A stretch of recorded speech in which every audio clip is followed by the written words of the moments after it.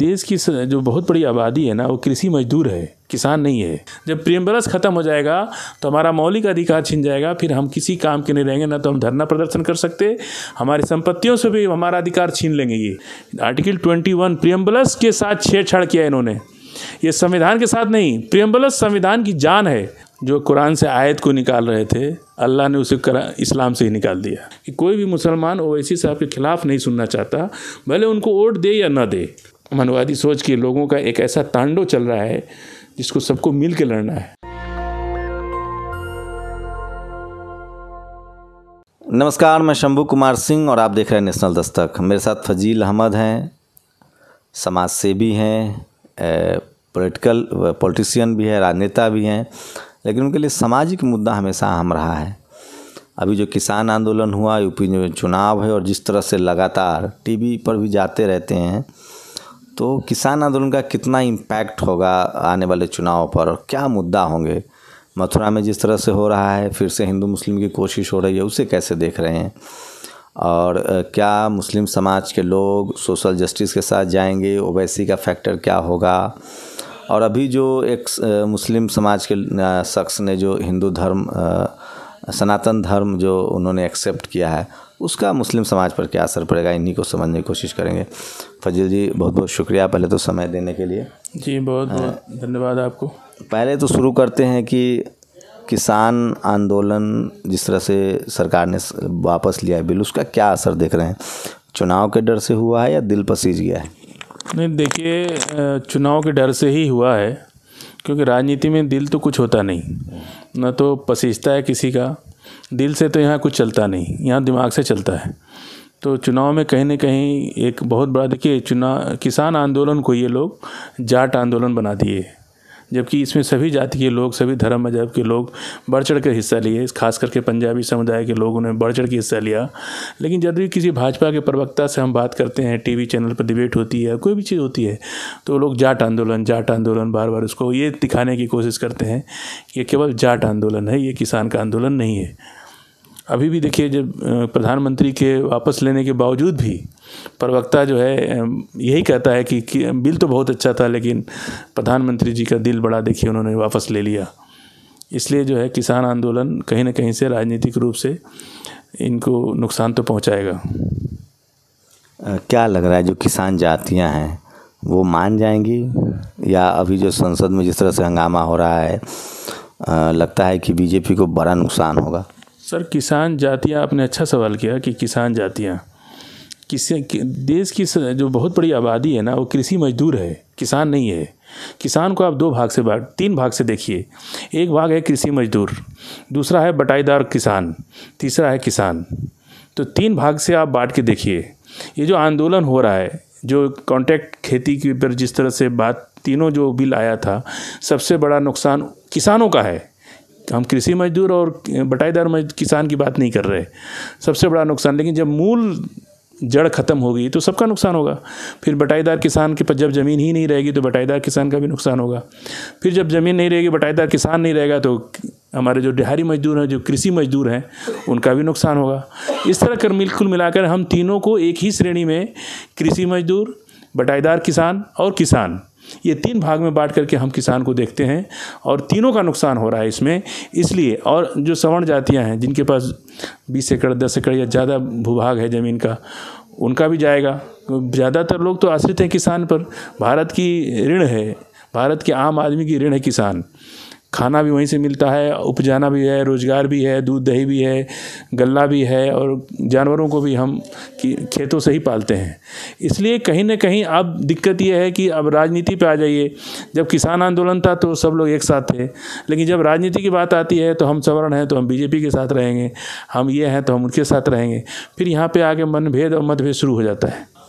क्या लग रहा है, अभी संविधान के प्रियम्बल में बदलाव करने के लिए बीजेपी सांसद ने बिल पेश किया था, उसे कैसे देखते हैं? देखिए, ये बहुत बड़ा खतरा देश पर। अभी तो आरक्षण इनके पेट में दर्द हो रहा।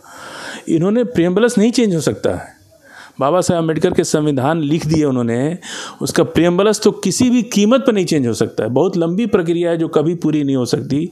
और मैं आप ही के चैनल के माध्यम से जब मैं देखा तो मैंने उसको सदन की वेबसाइट पर जा कर के गंभीरता से जब मैंने देखा तो जितना शॉर्टकट तरीके से हाँ और ना, मतलब आप आर्टिकल 21 जो हमारा मौलिक अधिकार देता है उसको आप हाँ और ना में पास कर रहे। और जब सवाल हुआ उनसे तो स्पीकर महोदय ने कहा, चेयरपर्सन ने, कि हमने इंट्रोड्यूस करने के लिए हाँ ना। देखिए यहाँ भी धोखा। जब ये सवाल हुआ कि आप प्रियम्बलस चेंज करना चाहते हैं, आर्टिकल 21 को चेंज कर रहे हैं, तो उन्होंने कहा कि नहीं, हमने हाँ और ना बिल को इंट्रोड्यूस करने के लिए हाँ और ना कहा था। तो ज़्यादातर लोगों ने तो ना कहा, तो आपने बिल इंट्रोड्यूस क्यों कर दिया? आर्टिकल 21 अभी आर्टिकल 19 पे भी खतरा है। इस तरह करते करते एक एक करके ख़त्म कर देंगे ये। जब प्रियम्बलस ख़त्म हो जाएगा तो हमारा मौलिक अधिकार छिन जाएगा, फिर हम किसी काम के नहीं रहेंगे। ना तो हम धरना प्रदर्शन कर सकते, हमारी संपत्तियों से भी हमारा अधिकार छीन लेंगे ये। आप मौलिक अधिकार है ना, प्रॉपर्टी पे आपको राइट्स कैसे मिला? क्योंकि आपको मौलिक अधिकार है अपनी संपत्ति पे अपना मालिकाना हक जताने का। कल को ये मौलिक अधिकार छीन लेंगे तो कहेंगे कि संपत्ति ठीक है, आप ज्योति बोल रहे हैं, अब हम ले लिए आपसे। आपको अदालत तभी सुनेगी जब सदन में कानून होगा, जब सरकार के पास कानून होगा, तभी आप किसी अदालत में जा सकते हैं। यदि कानून ही नहीं रहेगा तो कोई अदालत आपको निर्णय नहीं दे सकती, कोई अदालत आपको प्रोटेक्ट नहीं कर सकती है। ये है सबसे बड़ा सवाल।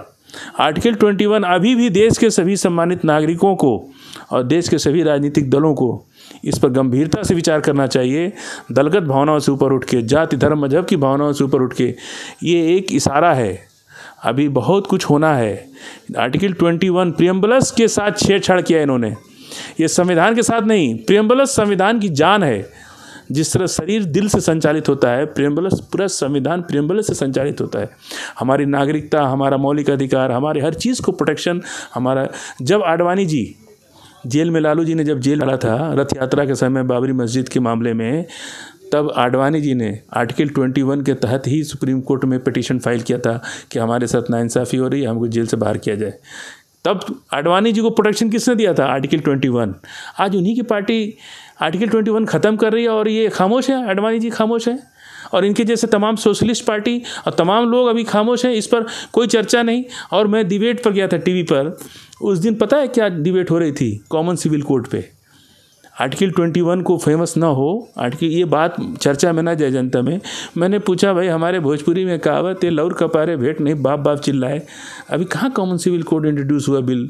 आर्टिकल 21 इंट्रोड्यूस, उस पर चर्चा करिए ना आप। कॉमन सिविल कोड जब आएगा तब सोचेंगे, पार्लियामेंट में बहस के बाद ना कोई आप बात करेंगे। कॉमन सिविल कोड से मुसलमानों को डरवा रहे, 70 साल तो डरवाया लोगों ने, अभी ये डरवा रहे। हम तो कह रहे कि आप लाओ बिल, हम तैयार हैं, कॉमन सिविल कोड। पार्लियामेंट में बहस होगी ना, सब लोग उस पर अपनी सहमति देंगे तब ना पास होगा। दक्षिण भारत में 33-35 पॉइंट उसमें शंभू भाई ऐसे हैं जिससे मुसलमान से अलावा हर जाति धर्म मजहब के लोग उसका पुरजोर विरोध करेंगे।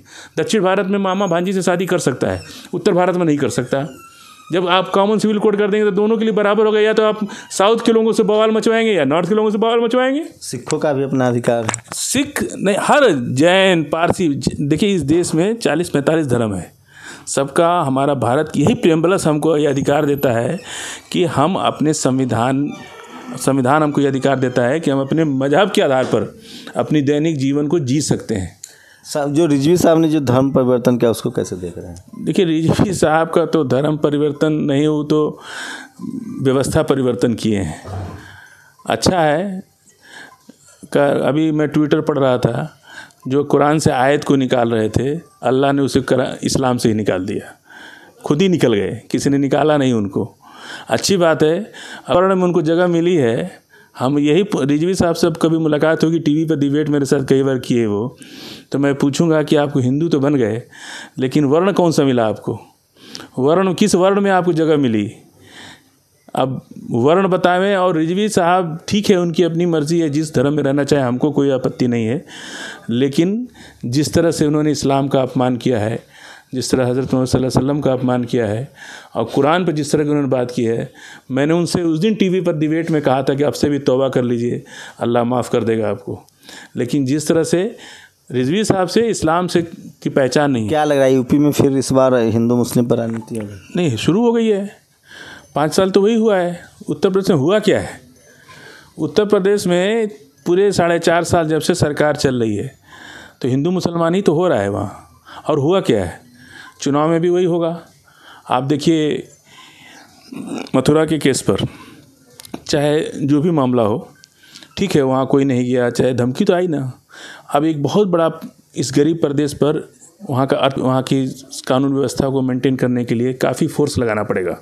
जिस तरह से ज्ञानवापी पे करोड़ों रुपया रोज़ खर्च होता है उसकी सुरक्षा के लिए, अब मथुरा पे भी एक संकट, खुद सरकार में बैठ के लोगों ने एक संकट खड़ा कर दिया और वहाँ की सुरक्षा चाक चौबंद करने के लिए अब गरीब प्रदेश का करोड़ों रुपया रोज़ खर्च हो गया है वहाँ पे। और किसी भी चीज़ को पुलिस के माध्यम से फेमस किया जाता है। एक डिबेट पर एक प्रवक्ता ने बीजेपी की मुझसे पूछा कि भाई इसमें दिक्कत क्या है, क्या वहाँ पुलिस लगा दी गई, वहाँ चाक चौबंद कर दिया गया, छावनी में तब्दील कर दिया गया। मैंने कहा यही एक सबसे अच्छा रास्ता है किसी चीज़ को पॉपुलर करने का। पॉपुलर कर दीजिए, हमारे घर पे पुलिस 2 ठो आ जाएगी, पूरे मोहल्ले में चर्चा शुरू हो जाती है कि इनके घर में पुलिस क्यों आई। यदि आपको किसी मामले में वहाँ की जिला न्यायालय ने 2 बार इनके केस को खारिज कर दिया, ये लोग अपील फाइल किए हुए हैं। जब तक धर्मस्थल विधेयक इस देश में है तब तक कोई अदालत अयोध्या को छोड़ करके किसी भी धर्मस्थल का मामला सुनेगी क्या? नहीं सुन सकती, क्योंकि धर्मस्थल विधेयक जब पास है, जब तक धर्मस्थल विधेयक नहीं खत्म होगा तब तक आपका कोई विवाद नहीं चल सकता है।